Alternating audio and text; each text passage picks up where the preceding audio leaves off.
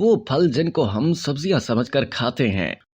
کھانا پکانے کے نقطۂ نظر سے بات کی جائے تو لوگوں کی نظر میں پھلوں اور سبزیوں میں جو فرق ہوتا ہے وہ یہ کہ پھل عموماً میٹھے ہوتے ہیں جبکہ سبزیوں میں مٹھاس نہیں ہوتی، مگر پھلوں اور سبزیوں کے درمیان فرق کرنے والی نباتاتی وضاحت مختلف ہے۔ علم نباتات کے اصولوں کے مطابق پھل کی تعریف یہ ہے کہ پودے کے پھول سے پیدا ہونے والا نرم گودا جس میں پودے کا بیج ہو پھل کہلاتا ہے، اور تکنیکی لحاظ سے ٹماٹر اس تعریف پر پورا اترتا ہے۔ اس کے مقابلے میں کسی پودے کے پھلوں کے حصے کو نکال کر کھائے جانے والے ہر حصے کو سبزیاں کہا جاتا ہے۔ کھیرے سبزی نہیں بلکہ ایک پھل ہے۔ کھیرے تربوز اور خربوزے جیسے پھلوں کے پودوں کے خاندان سے تعلق رکھنے والے ایک پودے کا پھل ہوتے ہیں۔ گھیا توری یہ بھی تکنیکی لحاظ سے سبزی نہیں بلکہ ایک پھل ہے۔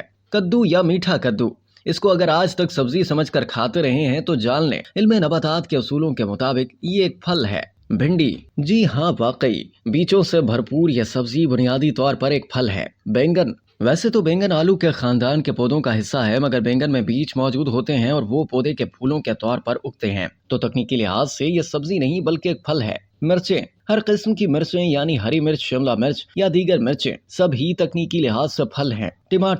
ٹماٹروں کے بارے میں تو عرصے سے یہ بحث چل رہی ہے کہ یہ ایک پھل ہے یا سبزی، یہاں تک کہ 1893 میں امریکی سپریم کورٹ نے بھی اسے ایک مقدمے میں سبزی قرار دیا تھا، مگر نباتاتی ماہرین سے پوچھا جائے تو ان کا کہنا ہے کہ یہ ایک پھل ہے جسے لوگ سبزی سمجھتے ہیں۔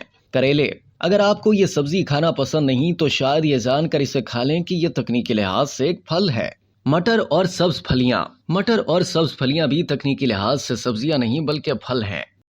اب تک کے لیے اتنا ہی، مزید جاننے کے لیے سبسکرائب کیجیے ڈیلی جنگ یوٹیوب چینل اور لائک کیجیے ڈیلی جنگ فیس بک پیج۔